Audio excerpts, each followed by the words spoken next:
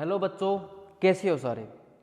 तो आज बात करेंगे एग्ज़ाम से रिलेटेड जो बातें होती है कि एग्ज़ाम में किस तरीके से पढ़ना चाहिए, किस तरीके से नहीं, क्या क्या चीज़ें होती हैं, उन सब के बारे में बात करेंगे भाई। तो मैं आपको अगर एक बात बताऊं ना भाई, बच्चा सोचता है कि एग्ज़ाम निकालना मुश्किल है। भाई एग्ज़ाम निकालना आसान है, लेकिन आपको पढ़ने का तरीका आना चाहिए कि किस तरीके से आपने तैयारी करनी है। सबसे पहली बात तो क्या होता है, आपका जो सिलेबस होता है ना, उसको आप अच्छे तरीके से कवर करो।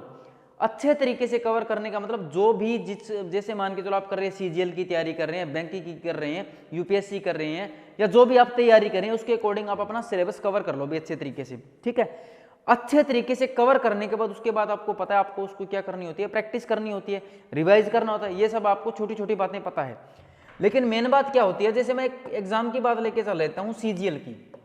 मैंने ले लिया यहाँ पर सीजीएल एग्जाम। ठीक है, सीजीएल एग्जाम में आपको पता है क्या आता है, आपका मैथ्स आता है, इंग्लिश आता है और रीजनिंग भी आती है, रीजनिंग उसके अलावा जीएस भी आती है। ठीक है, अब बच्चा क्या होता है, इन सब में माहिर होता है भाई।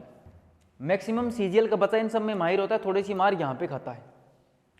बात यह है मेरे भाई, अगर आप किसी भी चीज़ में कमज़ोर हैं, किसी भी चीज़ में आपको ये लगता है कि यार मुझे इस चीज़ में तैयारी करने की ज़रूरत है, तो अगर आप मान के चलो दिन में 12 घंटे पढ़ते हैं, मान के चलो आप दिन में 12 घंटे पढ़ते हैं, 3 घंटे यहाँ पर लगाते हैं, 3 घंटे यहाँ पर लगाते हैं, 3 यहाँ और 3 यहाँ। ठीक है, आपको मान लिया मैथ्स अच्छे से आता है तो आप यहाँ पर 2 लगा सकते हैं भाई, और आपको जीएस कम आती है तो आप यहाँ पर मेरे भाई 4 लगा लो, आप यहाँ पर 4 लगा लो। यानी जो चीज़ आपको अच्छे से आती है ना, सबसे पहले उसको थोड़ा सा कम टाइम दो, ज़्यादा कम भी नहीं देना, कहीं उसको भूल जाओ। लेकिन जो चीज़ आपको बिल्कुल ही नहीं आती, चाहे कोई भी हो, इंग्लिश हो, मैथ्स हो, रीजनिंग हो, जीएस हो, उसके ऊपर आपने ध्यान देना होता है, क्योंकि ये वो तरीके होते हैं कि जो चीज़ कमज़ोर है ना उसमें आगे बढ़ना जरूरी होता है। जैसे अगर मैं बात कर लेता हूँ तो मेरे को अगर कोई चीज़ नहीं आती ना एग्जाम के टाइम, तो मैं जो पहले आता हो तो उसको खत्म करके ना फिर जो नहीं आता उस पर पूरी की पूरी जी जान लगा देता हूँ। तो वैसे ही आपको उन्हीं चीज़ों पर जी जान लगानी है।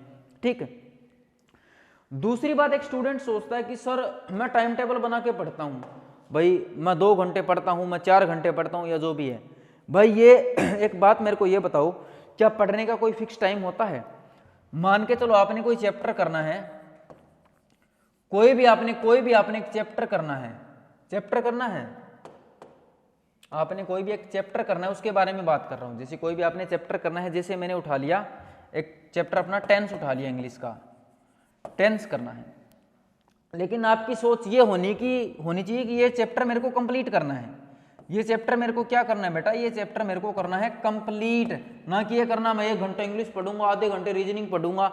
ये चैप्टर आप कंप्लीट करो, यानी जो आप करने बैठ जाओ ना उस चीज को आप कंप्लीट करो। टाइम मत देखो, चाहे वो आपका 15 मिनट में कंप्लीट हो रहा हो, चाहे आपको 6 घंटे में कंप्लीट हो रहा हो, इन चीजों की तरफ ध्यान देना होता है। हम क्या करते हैं, हम टाइम बांट के चलते हैं, मैं 6 घंटे ही पढ़ूंगा। क्यों भाई, 7वें घंटे कुछ हो जाएगा क्या? हो सकता है तेरा कभी 2 घंटे पढ़ने का मूड हो सकता है कभी तेरा 10 घंटे पढ़ने का मूड हो, तो 6 घंटे जरूरी नहीं है। ये टाइम बाउंडेशन लाना बंद करो, ये चीजें भी जरूरी होती है लाइफ में। तो इन सब चीजों का हमें ध्यान रखना होता है, भी टाइम इतना देना है, इस तरीके से देना है। और दूसरा, नेगेटिव लोगों से दूर हो। सबसे बड़ी बात होती है नेगेटिव लोग, चाहे रिश्तेदार हो चाहे दोस्त हो, वो क्या करेंगे, खुद तो फेल होंगे ही होंगे, दूसरा तुम्हें भी फेल करवा देंगे।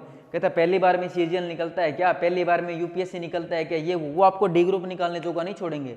तो उनसे दूर हो, पॉजिटिव रहो, मेहनत करते रहो, नीयत साफ रखो। बस 2 ही बातें होती हैं, मेहनत करनी है, नीयत साफ रखनी है, पॉजिटिव रहना है, अपने आप पे भरोसा रखना है, अपने माँ बाप की उम्मीदों पे खरा उतरना है।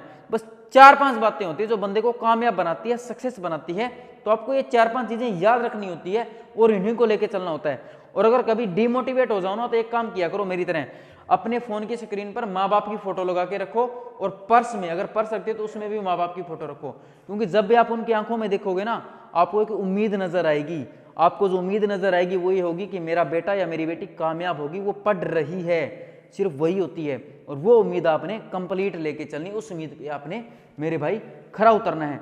तो पढ़ना कोई मुश्किल नहीं है, लेकिन पढ़ के नौकरी लेना मुश्किल है। तो नौकरी लेनी है तो पढ़ना भी पड़ेगा और मेहनत भी करनी पड़ेगी। तो ये छोटी छोटी बातें होती है जो आपको ध्यान रखनी होती है। तो अच्छे तरीके से पढ़ो, टाइम लिमिट मत बनाओ कि मेरे को 2 घंटे पढ़ना, नहीं 6 घंटे ही पढ़ो, 10 घंटे पढ़ो, मस्ती भी मारो भाई।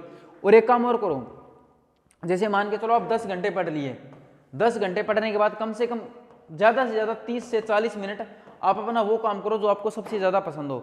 जैसे किसी को गाना सुनने पसंद है, किसी को कॉमेडी, किसी को मूवी, कुछ भी हो वो करो, क्योंकि उससे आपका माइंड रिफ्रेश हो जाता है, माइंड फिर से काम करना शुरू कर देता है।